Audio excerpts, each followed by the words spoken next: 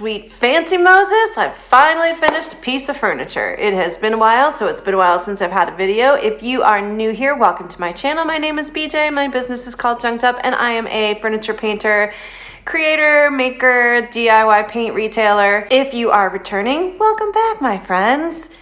In today's video, I am making over this fantastic telephone bench. It's a vintage piece of furniture from England. I got it in Copenhagen on Facebook Marketplace, took it home on the train, gave it a makeover, and that's what you're gonna see today. Let's get started. I was supposed to have a helper on this furniture pickup, and for as cute as that helper is, she wasn't that much of a help.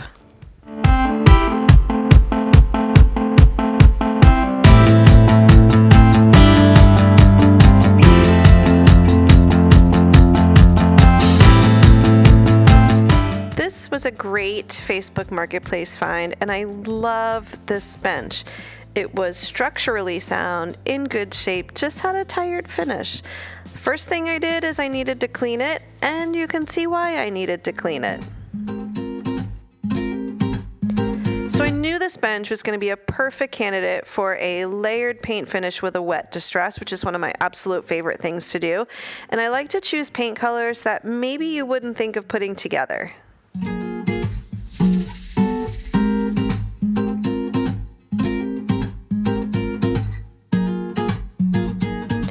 I've done this approach before. I kind of call it my patchwork approach.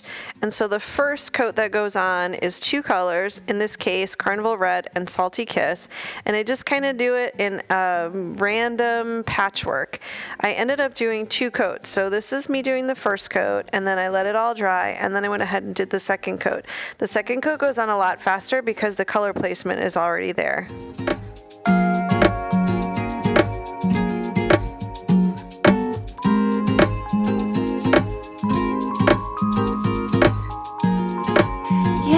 So I know this is the part of the video where a lot of you are just going to click off and be like, this chick has no idea what she's doing because, you know, it looks like this. And I totally get that. But you just have to trust the process. You just have to trust me. And I promise you, it's not going to look like this. As a matter of fact, it's going to look more like this.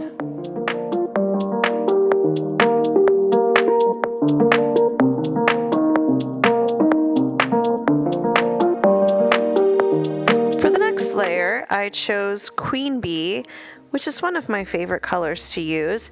And you'll notice that when I apply it, I'm really not looking for any kind of full coverage here. I'm just getting that color on, and you'll even see places where I don't even get coverage over the Carnival Red and the Salty Kiss. I also stippled some paint on, and that's to just give me a little bit of texture in my finish.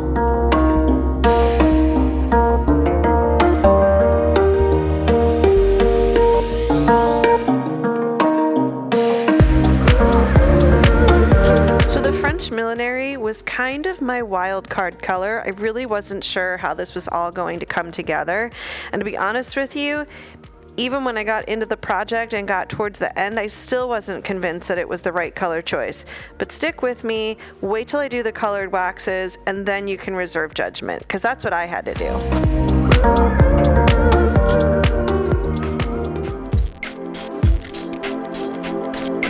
Here's one of the reasons why I absolutely love DIY paint, and it's because it is so easy to wet distress.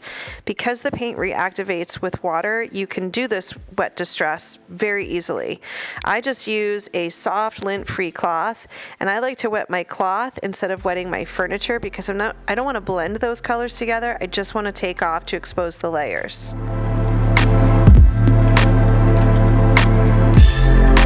Just as an FYI, you will go through a lot of cloths.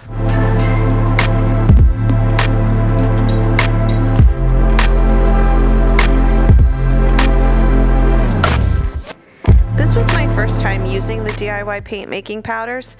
I chose the color Violaceous because it was purple and I thought would tie in really well with the French Millinery. And I have to be honest, I didn't really even know what to do with them. I wasn't sure what making powders are. I've never used pigment powder before, but I really, really liked it. It's just a nice added little pop of color, and it really gives that finish some complexity and depth, and it's sort of like a glaze in this application where I just mixed it with water to create this nice watercolor effect.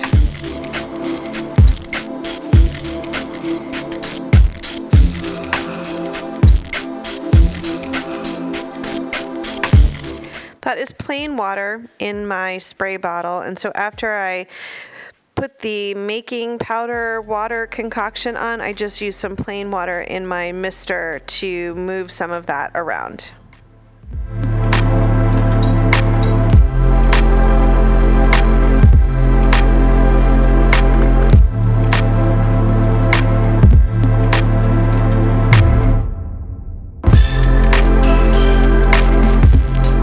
So if you look at the right side of the bench versus the left side of the bench, the right side of the bench I used the making powders on, the left side I had not used yet.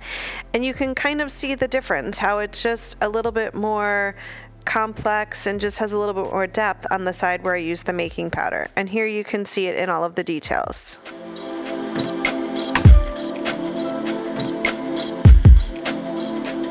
I ended up sanding all of the finish off of the bench seat and the top of the table part. I spare you the video just because I had to drag this all the way downstairs out to my courtyard to do it, and by that point I really just didn't feel like videoing. I decided to use the Iron Orchid Designs Bohemia decor stamp and some black ink to add a little bit of design to the tabletop. I love how the stamp just gives a little bit of extra something something to the project.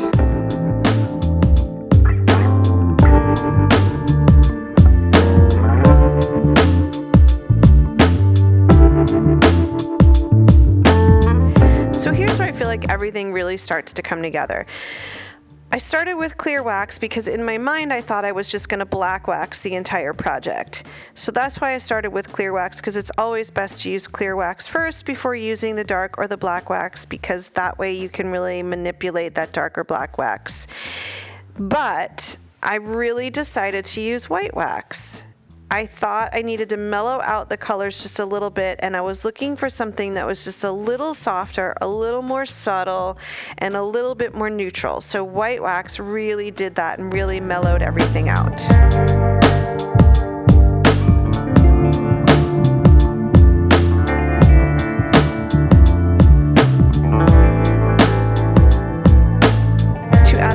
More color back in, I'm using the making powder, but this time without the water. So because that white wax is wet because I just applied it, when I take my little artist brush and I'm just taking the making powder as is and adding it, it's getting attached to that wax that's on there, and that will all dry together.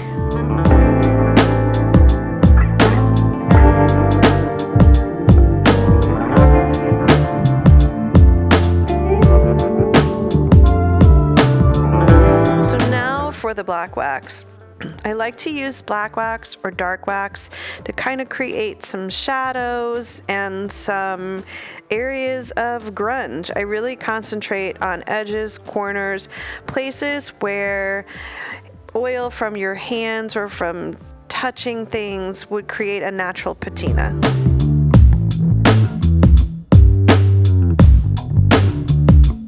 So what's cool about this is because I already had the white wax down, when I'm adding the black wax, it's almost mixing with the white wax to create like a gray wax, sort of.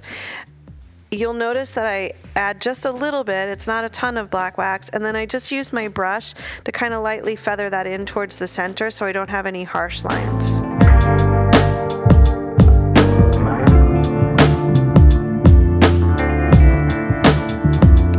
As a general rule of thumb, I usually let all of my wax set up overnight, and then I take a soft lint-free cloth and just buff it to get to a nice shine and make sure that I don't have any areas that are sticky.